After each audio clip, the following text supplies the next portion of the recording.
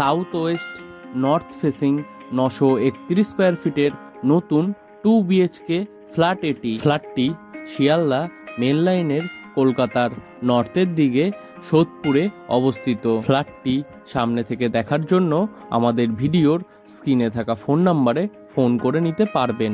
তাছাড়াও এই ফ্ল্যাটটি পারচেস করার জন্য আপনাদের কাউকে কোনো রকম ব্রোকারেজ মানি দিতে হবে না, জিরো ব্রোকারেজ। ফ্ল্যাটটি থেকে পায়ে হেঁটে মাত্র 8 মিনিটে সোদপুর রেলওয়ে স্টেশন পৌঁছে যাবেন।